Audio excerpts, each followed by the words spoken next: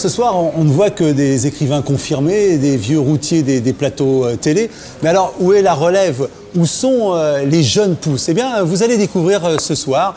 Mon père est un petit bico, premier roman de Sonia Moumen. Sonia Moumen, bonsoir. Bonsoir. Alors, d'abord, on va vous poser la question traditionnelle. Est-ce que c'est bien votre première télé? C'est bien ma première télé. Bon, alors on va continuer l'exploration biographique. Alors, vous avez 35 ans. Vous êtes né à Annecy, de père algérien et de mère pied noir au Maroc. Et vous avez un fils. Vous avez un fils, alors il s'appelle Milan, Anour, qui veut dire lumière en arabe, et Babar.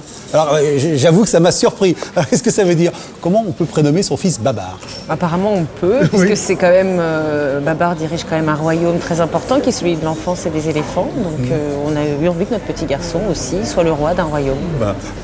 On peut le dire, hein, c'est l'histoire d'une jeune femme qui se raconte à travers 3 hommes. Son père, son amant et son fils, dont on vient de parler. Mais cette femme, franchement, c'est vous? C'est un peu moi, mais pas complètement. Mais c'est quand même beaucoup moi, oui. Ah, on croit vraiment que tout est autobiographique quand on le lit. Alors il reste encore... Alors, je vais commencer quand même par quelque chose qui est assez saisissant, le titre. Mon père est un petit bico.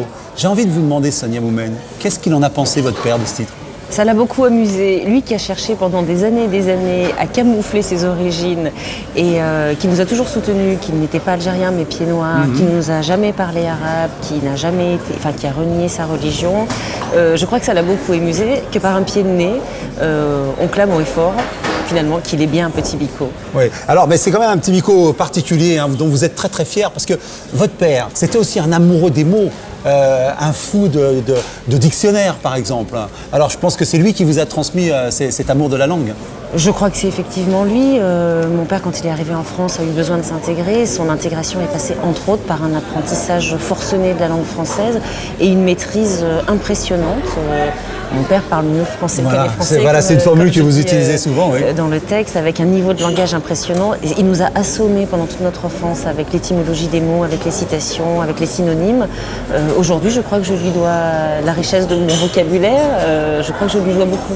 Alors, deuxième volet, l'amant. Cet amant aux cheveux gris, cet amant plus âgé que vous, une espèce de découverte de la plénitude et de la sensualité. Oui, complètement. Un homme formidable. D'ailleurs, cette partie s'appelle « Mon amant est un homme formidable ». J'ai eu envie, à travers cette deuxième partie, de rendre hommage tout simplement à l'amour et à la passion amoureuse, tout en introduisant beaucoup d'ironie. C'est vrai que cet amant, il a les cheveux gris, il n'est jamais allé faire les courses au supermarché, il ne sait pas faire de barbecue, enfin, il cumule les handicaps finalement, et finalement, c'est un homme quand même formidable. Oui, c'est un bricoleur velléitaire. Hein. Exactement. Il commence tout de suite à sortir les outils, mais il ne se passe jamais rien, c'est ça? Complètement. Et en même temps, c'est un homme, tout simplement, avec ses faiblesses aussi. Et c'est ce qui m'a intéressée aussi à travers ce livre, c'est de montrer la faiblesse de ces différents hommes et de montrer que c'est cette faiblesse qui les grandit finalement. Oui, parce qu'il y a un grand amour pour lui, pour son corps, parce que c'est un livre qui est extrêmement sensuel et vous parlez très, très directement de son corps et de ses formes, de ses odeurs même. Je viens d'une famille où les choses du corps sont dites de manière assez crue, où les choses du sexe aussi sont dites finalement assez crues, qui font souvent l'objet de débats à table, par exemple, notamment sur la terminologie. Les fesses. C'est-à-dire qu'on voit tout au long du livre qu'une petite fille, son trésor, c'est d'avoir des fesses bien pommelées, parce que quand elle rentre au bled, si elle n'en a pas, on se demande ce qu'on va en faire. Voilà, c'est pas ça?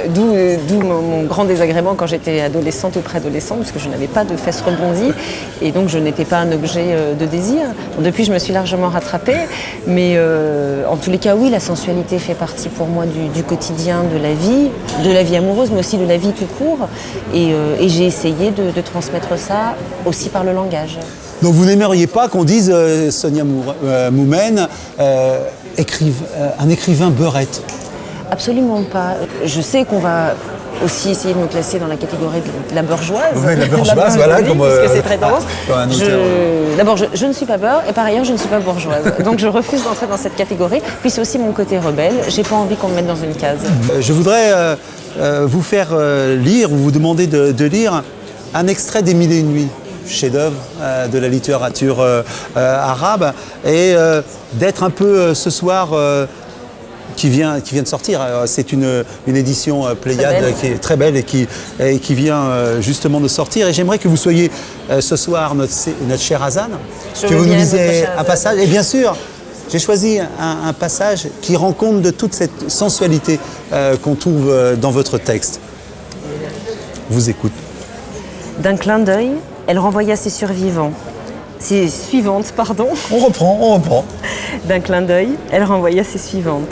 Vint à moi et m'enlaça. Nous nous embrassâmes à pleine bouche.